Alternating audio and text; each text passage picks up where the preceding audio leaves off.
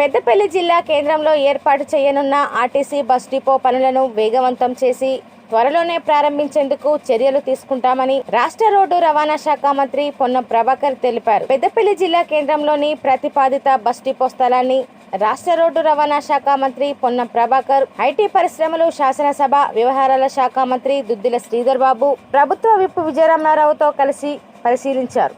ఈ సందర్భంగా రాష్ట్ర రవాణా శాఖ మంత్రి పొన్నం ప్రభాకర్ మాట్లాడుతూ, ప్రభుత్వ విప్ విజయరమణారావు, సీనియర్ మంత్రి శ్రీధర్ బాబు విజ్ఞప్తి మేరకు ముఖ్యమంత్రి పెద్దపల్లికి ఆర్టీసీ బస్ డిపోను మంజూరు చేశారని తెలిపారు. బస్ డిపో పనులు కొంత ఆలస్యమైనప్పటికీ ప్రస్తుతం వాటిని వేగవంతం చేసి త్వరలో ప్రారంభించేందుకు చర్యలు చేపట్టామని మంత్రి పేర్కొన్నారు. ఆర్టీసీ కార్మికులకు సంబంధించిన అన్ని సమస్యలను పరిష్కరిస్తామని మంత్రి హామీ ఇచ్చారు. కార్మికులకు ఉన్న అపోహలను తొలగించుకోవాలని సూచించారు. ఉప ముఖ్యమంత్రి నాయకత్వం 5 మంత్రులు, సీనియర్ అధికారులు, 40 మంది ఆర్టీసీ ప్రతినిధులతో చర్చలు జరిపి కార్మికులకు 11% పీఆర్సీ మంజూరు చేసినట్లు తెలిపారు.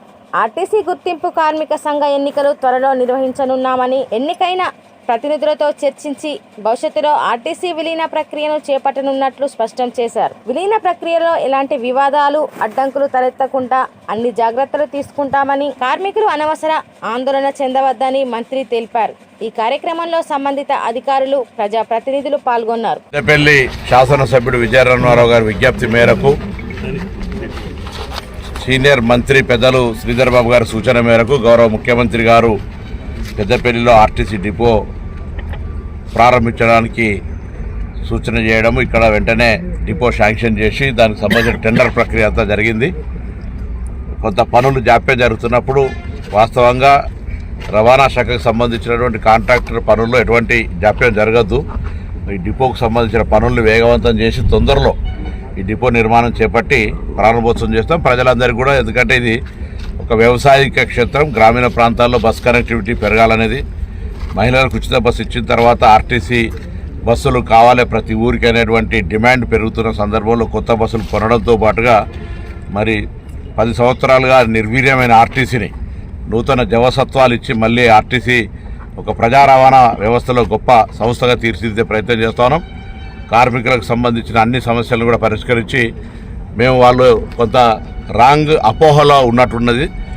ఈ ప్రభుత్వం ఉప ముఖ్యమంత్రి గారి నాయకత్వంలో 5 మంత్రులం దాదాపు 14 గంటలు కూర్చొని, చీఫ్ సెక్రటరీ గారితో పాటు 5 సీనియర్ ఐఏఎస్ ఆఫీసర్లు, 40 మంది కార్మిక ప్రతినిధులతో సంబంధించి చర్చ జరిగినప్పుడు 3 ప్రధాన అంశాలు: 11% పీఆర్సీ ఇవ్వడము, ఆర్టీసీ సంఘ ఎన్నికలు నిర్వహించి అందులో గెలిచిన ప్రతినిధులతోటి విలీన ప్రక్రియను సజావుగా భవిష్యత్తు తరాలకు ఎవరికి ఇబ్బంది లేకుండా, భవిష్యత్తులో మళ్ళీ ఎటువంటి అంశాలు తలెత్తకుండా అధికారులతోటి ఎన్నికైన ప్రతినిధులు, కార్మిక సంఘ ప్రతినిధులను కలిపి విలీన ప్రక్రియ చేస్తాం. ఇప్పటికి కూడా ప్రజాపాలన ప్రభుత్వం విలీన ప్రక్రియకు కట్టుబడి ఉంది.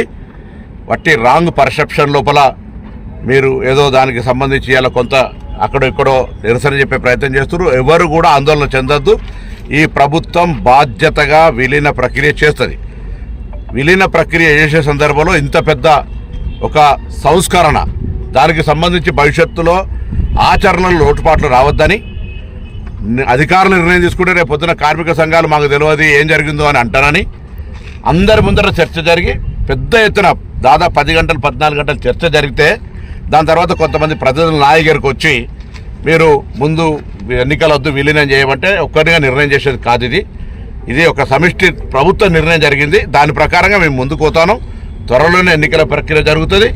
దాని తదుపరి ఎన్నికల్లో గెలిచిన ప్రతినిధులు, అధికారులు కలిసి విలీన ప్రక్రియ ప్రారంభిస్తాం.